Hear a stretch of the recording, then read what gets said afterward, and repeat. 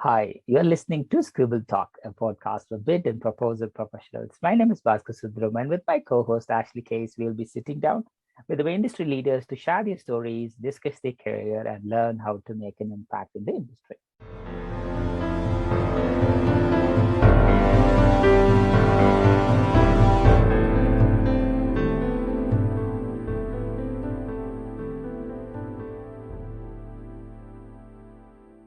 Today's guest is Stephanie Smith. Stephanie is a senior proposal coordinator in the AEC industry, specializing in strategic pursuit opportunities. She has worked in the industry since 2014 and has served in proposal development roles for over 5 years. Stephanie is dedicated to continuous education and professional development. She recently completed her MBA at Arizona State University and is an active member of APMP. Stephanie recently resumed her role as the communications director on the board of APMP Western Chapter and is currently taking the Dale Carnegie Leadership and Communications Training course. Wow, there's a lot to talk about, Stephanie. Welcome to Scribble Talk. Great to have you with us. Thank you for having me on. I appreciate being invited. Thank you, Stephanie.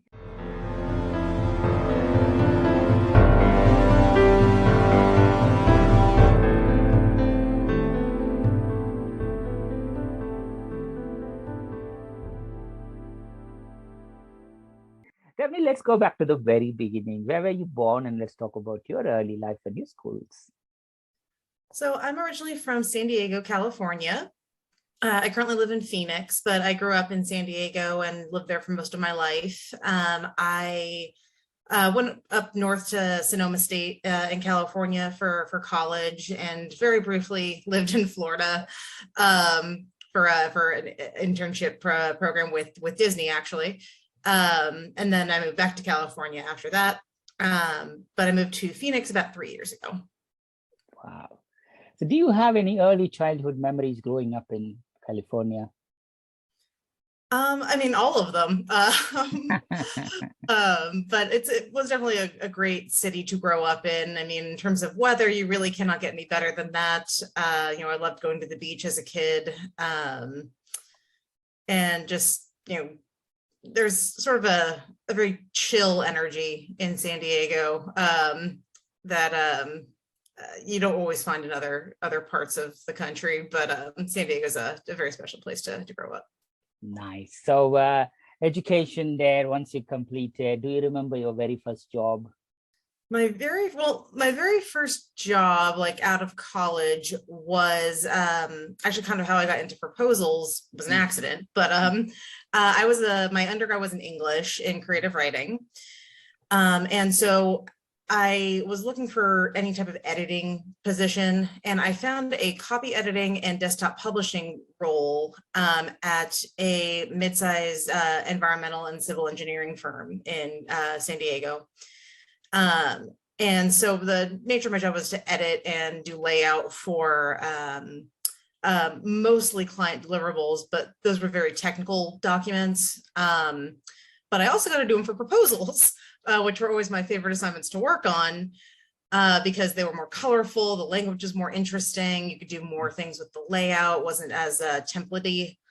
And I was like, I want to learn more about how to do this. And so I started talking to the marketing team there and figured out more about what goes into developing a proposal. And I decided to start guiding my career towards that.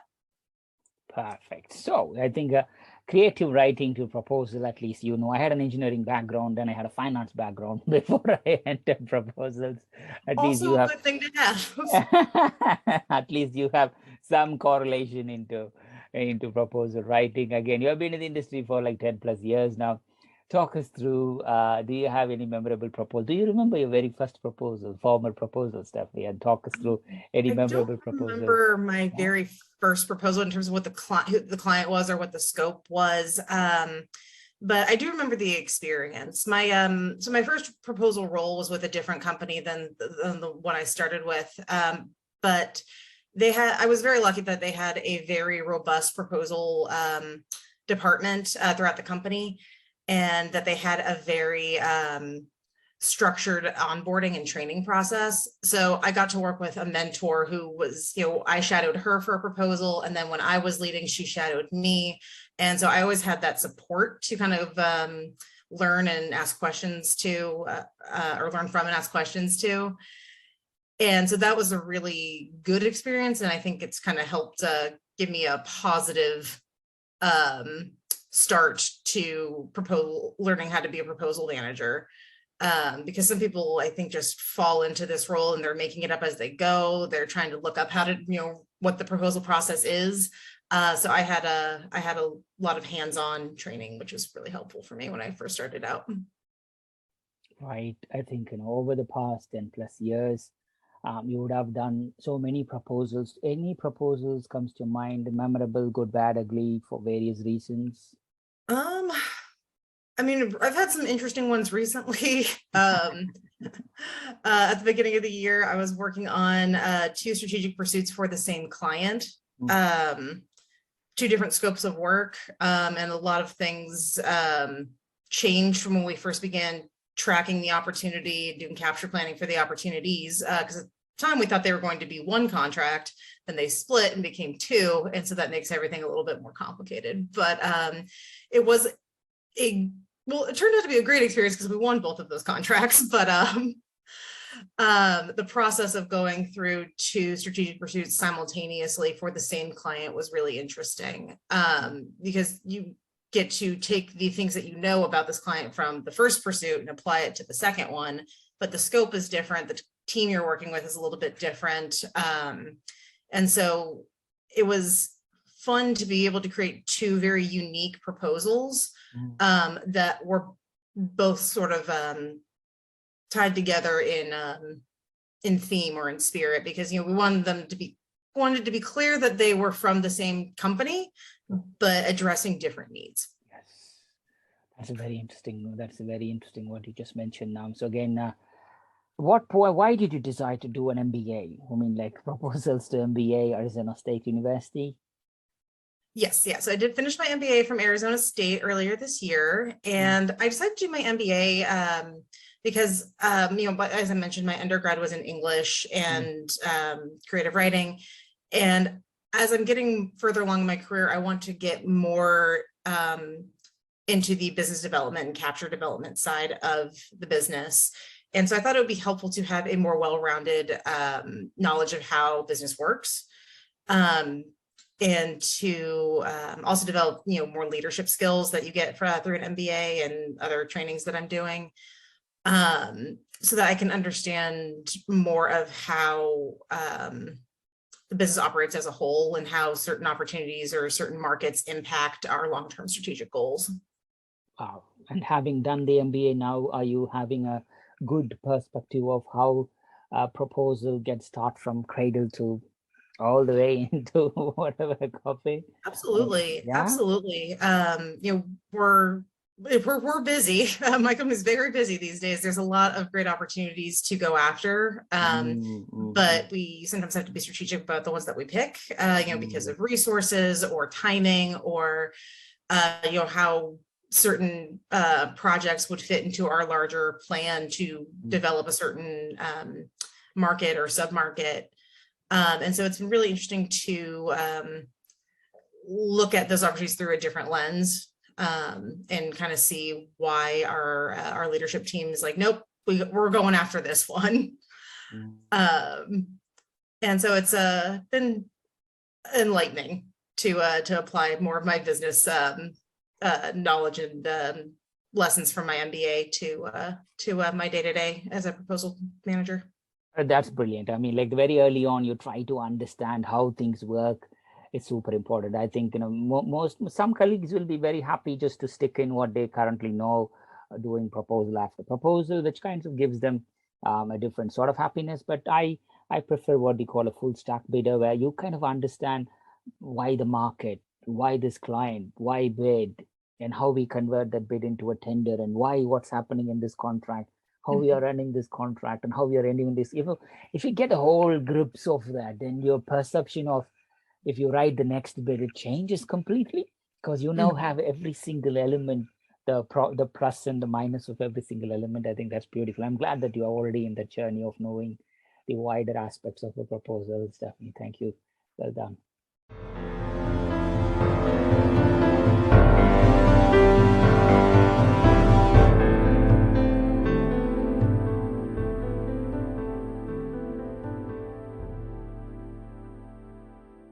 So now you know what you're doing. And what point in your career did you come across APMP as an industry body? I actually came across APMP with my first proposal role at Michael Baker, was the company that I worked for, and they sponsor memberships to both APMP and another proposal organization for AEC called SNPS. And so I had memberships to both, but I made connections faster within APMP and ended up just kind of picking one. There's, SNPS is a great organization also, but just the way things ended up for me is I really enjoyed APMP. The people that I met, the events that I got to go to were really rewarding, and I made some great connections. And so I started with APMP then and kept on going. I think becoming a member of APMP is one, but as I always say, volunteering for the local chapter and also supporting the local chapter is the second thing.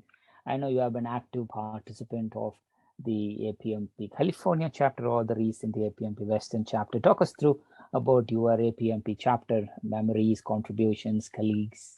So when I first joined APMP, it was the California chapter. Now it has since merged with the Valley of the Sun chapter, and I believe the Hawaii chapter got looped in with this also. So now it's called the Western chapter. So it's a big chapter now. So when I first joined the California chapter, I was a member for a while, and I really appreciated the opportunity to get involved with the board.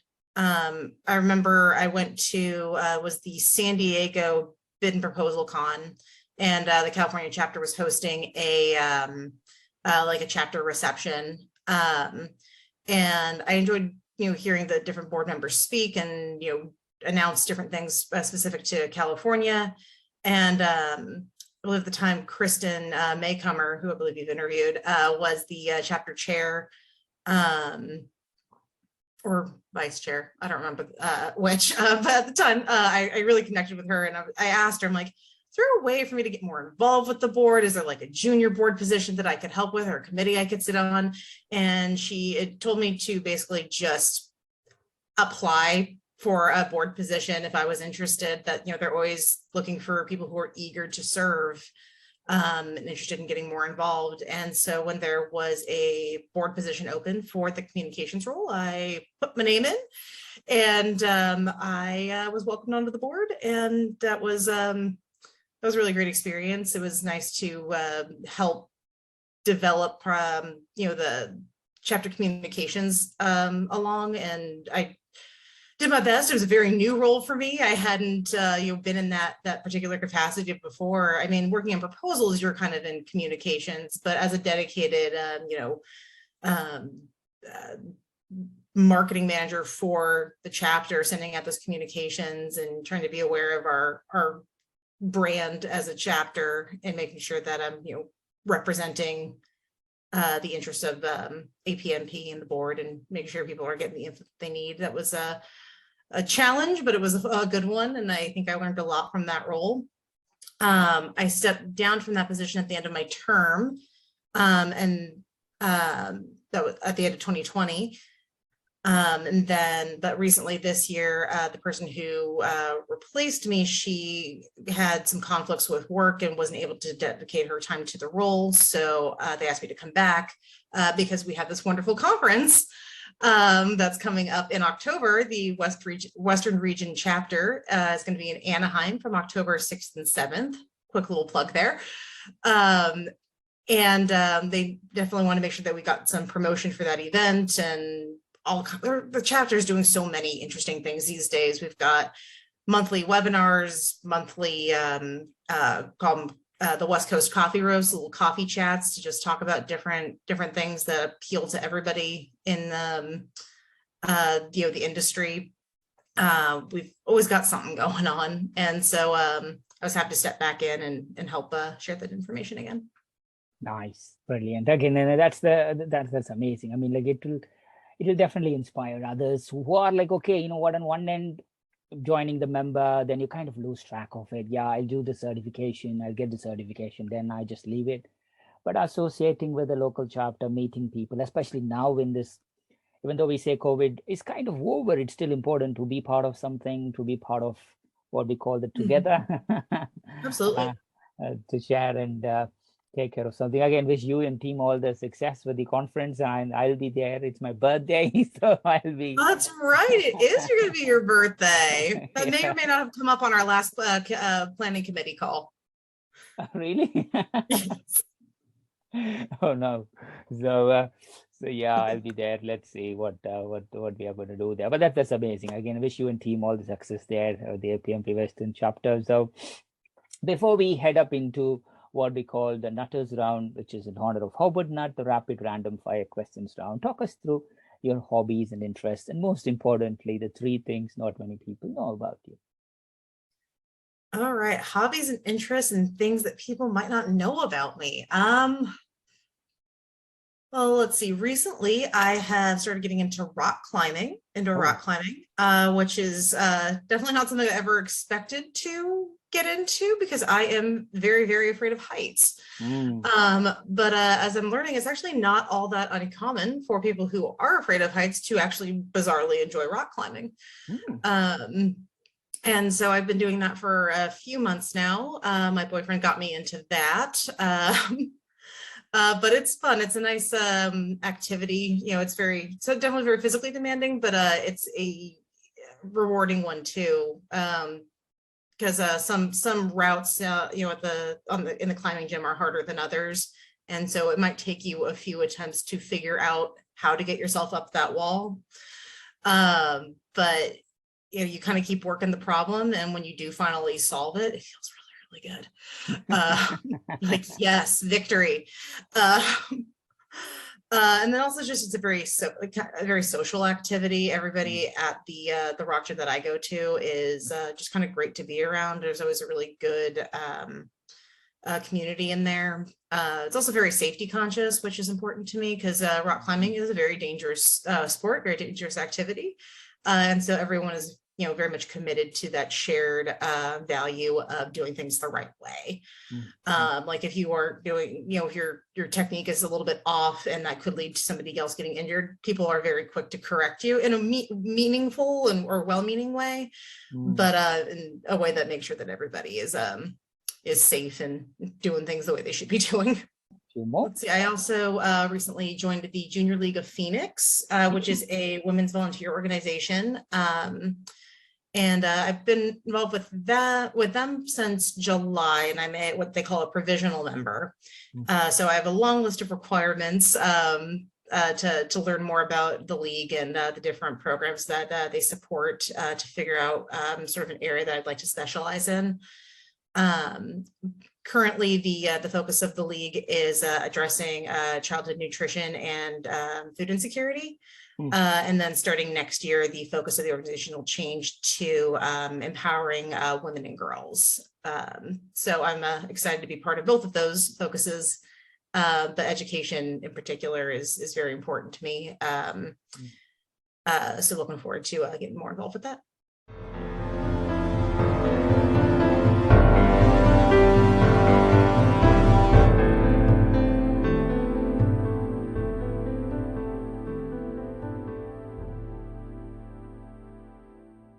And also talk us through about your passion of local breweries, local restaurants as well.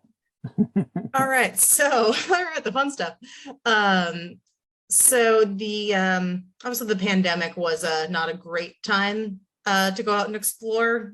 So when I first moved to Phoenix, it was in 2019, and then about a year later, everything shut down for a while. And so I feel like I'm still kind of exploring this area and getting to know different local offerings. And Phoenix has a surprising number of great local restaurants or breweries or both. And so in sort of exploring those, I'm getting to know different regions and different local business owners. My boyfriend and I got this thing called the Pub Pass, which they have in multiple cities. But basically it's sort of like a stamp card to a bunch of different local places around your region. And you pay $25 for the pass, and then every place you go, you get a beer for a penny. So it's A, very good value, and B, just kind of a cool way to find places that I hadn't found before. Didn't used to be a big beer drinker, but now I have preferences. I get to learn stuff. And just the people that you meet that, you know, have put their whole life into this, their heart, their soul, their money, their livelihood into developing something that they're really passionate about is cool to be a part of and see and meet different people. Totally. I think I'll be in Phoenix on the 10th or 9th and 10th. Steph, I'll pick your brains. I'll pick your brains on where to go. If possible, we'll meet up. Yeah, absolutely. Yeah, we'll go for a pub crawl or a beer crawl. I'll just follow you. I'll drink $25 in one day. I'll happily do that. So.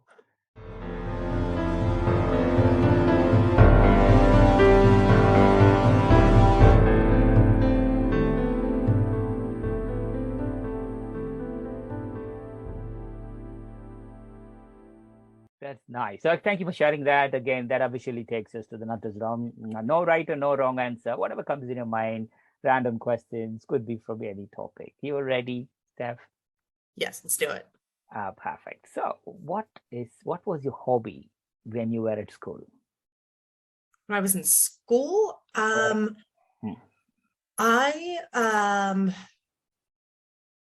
so it's not really a hobby per se because I got college credit for it. But when I was doing my undergrad at Sonoma State, I was a member of the literary magazine. So I got college credit for doing that part of it, but I loved being part of that. It took up a lot of my time because I was the managing editor and layout editor for it. But I loved it. It was great. Because it's part class, you know, in that you're learning how a micro publication is created, but it's also, you know, part club, you know, because you have regular meetings outside of class to get things done. And it was just a lot of fun. Sounds really amazing. So do you have nicknames? How do your friends call you normally, family, friends? Most people call me Steph or Stephanie. But yeah, Steph is fine. Other nicknames, don't have a lot of other nicknames. It's mostly Stephanie or Steph. Sounds the same. Yeah, I can imagine. I think your name, yeah, totally. So if we could play a song every time you enter a room, what would be the theme song for Steph? Ooh, that's a great question. If I could play any theme song every time I entered a room, it would be, oh my gosh, I'm drawing a blank. What's your favorite song? Maybe it'd be Don't Stop Me Now by Queen. All right, good. Okay. That's nice. Don't Stop Me Now by Queen. Don't Stop Me by Now Queen. Oh, wow. Okay, nice one. So do you remember the very first band that you went and saw live? Oh, I sure do. My very first concert when I was, I believe, about 9 years old was an NSYNC concert. So boy band. That's nice. You to remember that. Okay, so would you rather play every single musical instrument or learn to speak every language? Learn to speak every language. Really? Do you like Mhm. languages? I do. I mean, one could argue that music is a language, so we could include Correct. that with that. Yes. But as much as I love music, I think it would be amazing to be able to communicate with everybody. So yeah, I'd go with learn every language. Nice. If you could meet anyone in this world today, whether in the past or who is currently living, who would you like to meet and why? Betty White. Hmm.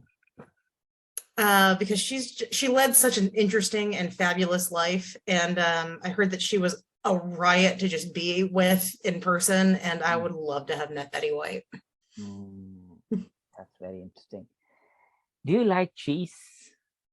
Love cheese. Right. What's your favorite type of cheese? Gouda. Really? Yes, Nice. Gouda. Yeah, I just started very late on cheese, but now I'm so addicted. So that's What's interesting. your favorite? I like kind of soft cheeses, whatever the form it is. I don't have a, considering we were in France just a few months ago, and man, it was amazing. I mean, like for the breakfast you can have cheese, for lunch you can have cheese, for evening snacks you could have cheese, coffee and cheese, and wine and cheese. I just enjoyed it. I wish I could live there forever. But yeah, that's it. Anyway, now my mind is thinking all about cheese. Thank you, Steph. Helper. So what's the certain product that you have, a gadget that you couldn't live without other than your phone? Oh, other than my phone. Gadget I couldn't live without other than my phone. Well, it's attached to my phone, so I don't know if this counts, but I love having a pop socket on my phone. Ah. So it's very simple, but anytime I get a new phone case, I have to get a pop socket with it because I just like the ergonomics of being able to hold my phone, have it propped up. So yeah, my pop socket as a gadget is probably what I couldn't live without. Other that or my air fryer. That's it. If you look back the years that you have lived so far, would you consider this is the best year of my life? Any year pops up in your mind? Best year of my life. So far. Last year was pretty good. Hmm. Last year was pretty awesome. 2021, is it? Mm-hmm. Wow. Any reason? I mean, 2022 is shaping up to be pretty good also, but we're not done yet. So yeah, 2021 was pretty good. Okay. So if you had to choose a completely new profession, what would you pick? Stand-up comedian. Oh, really? That's a surprise. Well, do you I don't perform. I love stand-up comedy. There's so many very talented, very funny people out there. I wish I was that talented and didn't have crippling stage fright, but I very much appreciate the entertainment and the creativity that goes into creating a full hour-long special. The work that a lot of these artists do to get that ready is grueling, and you have to be willing to bomb a lot to really perfect timing and word choice and learning how to read a room and pivoting when you need to pivot. And there's a lot that goes into to becoming successful in that business, and I appreciate that, and I wish I could do it myself. Yeah, I think I totally agree with you. I mean, like within group of friends, yeah, you could be funny. People laugh, and when you stand up on the stage, it's different ballgame altogether. Especially when people pay to come and watch you. Oh, wow, good luck. I'm sure next time before I speak, you will be on the stage, Steph. You will be a comedian. I can tell you that. So yeah, totally. Because it's the second time. Because if you go and listen to a recent episode with Tanya Field, she's from Australia. Tanya is a membership director, I think, with the APMP Australia New Zealand chapter. Interestingly, she also, a part of her to-do list is to become a stand-up comedian. Yeah, two sides of the globe, two people, same ambition. Maybe we'll go on the road together sometime. I think so. I'll be your manager. So if you could be an Olympic athlete, in what sport would you compete? Athlete. I don't have a good answer for that because I am not that athletically inclined. Okay. Um, It's just if you could be an Olympic athlete. So if I could be an Olympic athlete, I've always appreciated the figure skating at the Winter Olympics. It's very beautiful to watch. Again, just another thing that requires so much dedication that I really admire that. I mean, I feel like you probably need a lot of dedication to excel at any Olympic event, but just, you know, the beauty and the elegance of the figure skating. Totally. What's the funniest movie or drama or anything that you watched? Anything that you recommend? Recently, I really enjoyed Ted Lasso. Which is on Apple TV. And that was a great show, or is a great show. There's another season coming out. And that one's kind of a mix of comedy and drama. Like, it's not funny, haha, but it's very well delivered, and there's some very funny moments in there. But it's more on the drama side. But it's a great show. Totally. If you could take only 3 items to a deserted island, what 3 items would you take with you? A boat, a satellite radio, and an emergency survival kit. I would like to get off of this island. You're prepared for this answer really well. Yeah, that's really nice. That's a very good answer. That's a very, very good answer. So, but either way, positively, if you would like to visit any place in the world right now, where would you choose to go and why? I want to go to Iceland pretty badly. I've always wanted to see the Aurora Borealis, and I know you can see that from multiple places, but I've heard it is the best in Iceland. My friend just visited, like just a few weeks ago, actually, end of August. Oh, my God, 11 days, unbelievable. Yes, especially now there is an active volcano that popped up. So people are just standing in front of it. It's become a big tourist. You might think in the past, oh, volcano, don't go there. But it's become a big tourist attraction now. I think people stand very close to it and see the lava coming and taking pictures and videos and stuff. So yeah, I mean, like, definitely Iceland, 100% recommend. What's the best compliment you have ever received? Best compliment I have ever received. Someone told me that I have a very calming presence, which is not something I ever would have expected. So I really appreciated hearing that, because I'm internally filled with a lot of anxiety most of the time. But it was nice to be told that I actually have a very calming presence for certain people. So totally, I'm sure listeners will appreciate that. I'm sure it's a calming episode, unless I don't screw up the calmness. This is going to be a calm episode for them to let to know, Stephanie. That's nice. So what's in your music playlist now? I have very eclectic taste in music. Some people would say I have a terrible taste in music. I prefer I have eclectic taste. So I tend to run the gamut. I think yesterday I was listening to Broadway. Day before that, I was listening to classic rock. Day before that, I was listening to pop hits of the 2000s. I like a lot of different things. Kind of depends on my mood.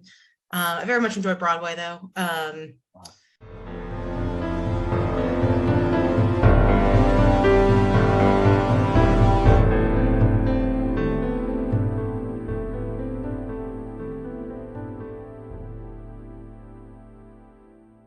What's your favorite food to cook? If I visit Stephanie, what do you think you will cook? I mean, like, your favorite dish, the landmark dish for you, trademark. Trademark dish for Stephanie. Make pretty good pork chops. Oh, nice. But I think more so I prefer baking. I think the thing I bake at the best is a red velvet cake. I haven't made one in a while, but I always do those from scratch, and a lot of work goes into those, but I think they're my favorite ones to make. Red velvet is my favorite cake, Stephanie. My God, you made me think about cheese. Now you're making me think about red velvet cake. Well, oddly enough, a red velvet cake should have a cream cheese frosting, so that is a type of cheese. Well, what I like about red velvet cake is, or what I like about baking in general, is that it's less about cooking and the artistry of cooking and flavor profiles, and it's more about chemistry. what's interesting about red velvet cake is that it is actually a chocolate cake. It's the red part of red velvet cake comes from the chemical reaction of the vinegar and the buttermilk with the reacting with the cocoa powder. And that gives it sort of a reddish tint. It's not meant to be that bright red that you sometimes see in a grocery store version that has all the red food coloring in it. So it's meant to be more of a subtle red, but it has a really rich flavor, the velvety flavor of a velvet cake. But the red velvet part, the red part of red velvet is actually a chemical reaction, which I think is fun. Wow, something I learned today. Anyway, I'll eat the cake without knowing anything, but having known that it's based on a chemical reaction between cocoa. Yeah, that's amazing. Thank you for sharing that. Something I'm sure some of the listeners might have learned as well. That's great. So what do you normally eat for breakfast? Eggs every day. Oh, really? Oh, that's nice. Okay. Yep. Wow, perfect. So yeah, I think that's about it. We can go in length about it, but I think we have covered most of you, and listeners might know a lot about you now. That's the whole purpose of this round. Get to know you slightly better in a different way.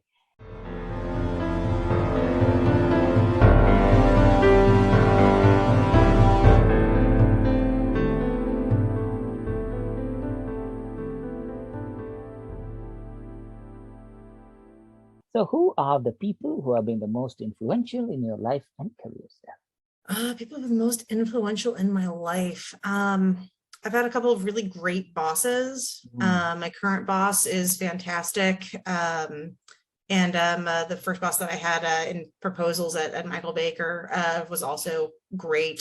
Something that they have in common is that they're really good at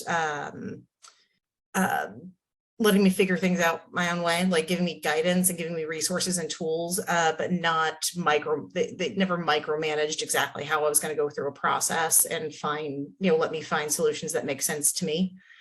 And also just providing opportunities for me to learn and grow, letting me give me the freedom to give them my ideas and see what we can do to make those things happen. For example, right now, my company is sending me to what's called the Dale Carnegie School course, which is a leadership and communications development program. And it's a lot of work, and you get to get into the details of best practices on how to be a more effective communicator, how to really connect with people to get things done. But it's been really rewarding, and so I appreciate having had really supportive bosses. So thank you to Paula Renner, my current boss, and to Denise Scott, my previous one, for being so supportive. That's nice. I think you have a lot of blessing and love around you, Steph. I'm sure it will continue to go, and you're going to meet a lot of people, and you're going to do and get back a lot of stuff. So I mean, in this COVID time, so many people done so many good stuff. What act or what thing that you learned or what thing that you saw that reminded you that people are kind? That people are what? People are kind. That people are kind.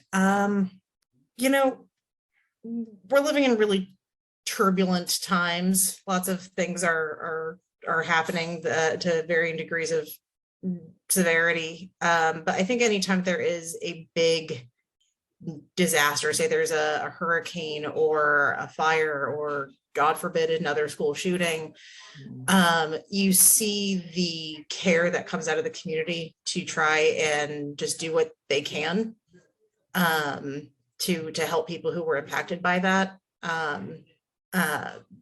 Whether it's donating your time, your money, your resources, it does remind me that people as a whole, I think, try to be good and be community oriented and try to be there for each other. Beautifully said there, Steph. Thank you. So who haven't you seen or talked to in a long time, and you hope that they're doing okay? We haven't talked in a bit, but because we just live so far apart. But my best friend lives up in the Bellevue, Seattle area in Washington. and our schedules are so different that we don't really get to talk as much as we used to. But I hope she's doing well. I think she's fine. I hope she would tell me if she wasn't. But That's nice. yeah, I'm sure. I might give her a call later today. Totally, do it and let me know.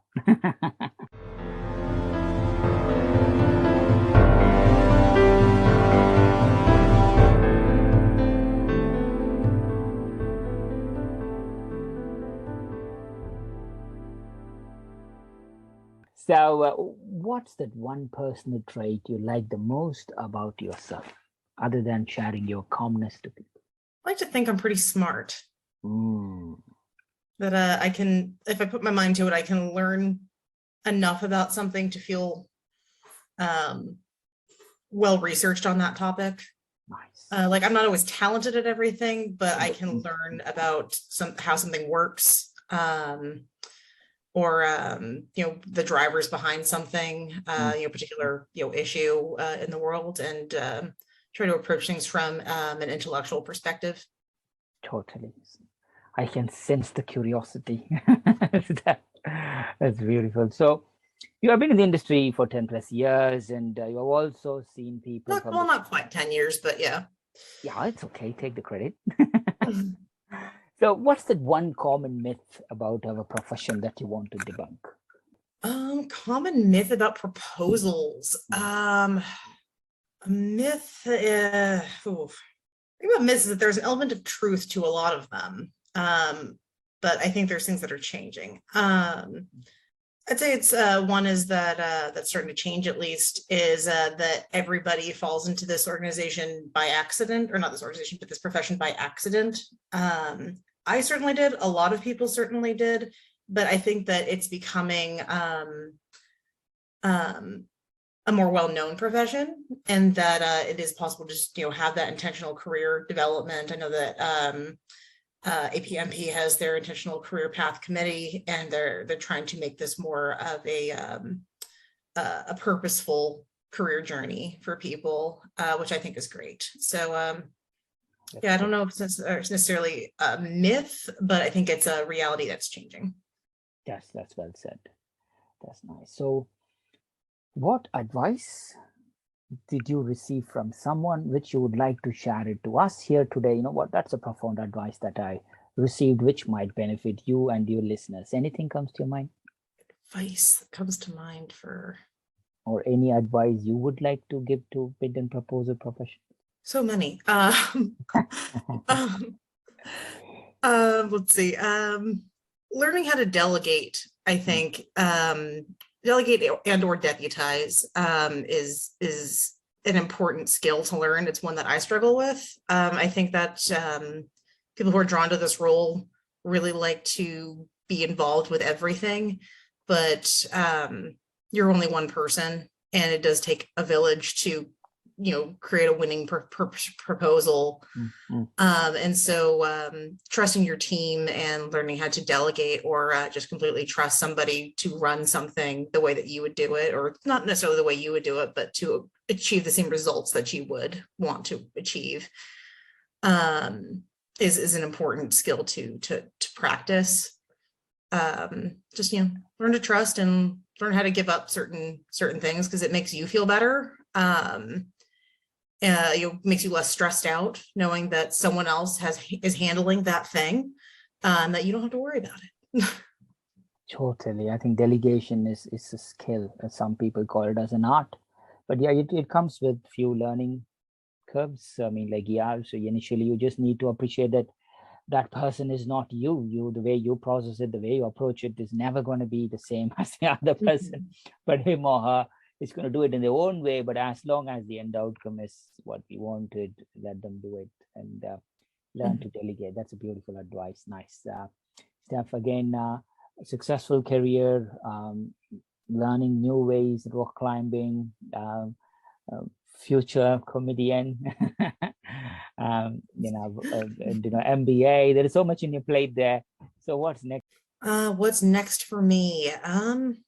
I'm pretty happy with how things are right now.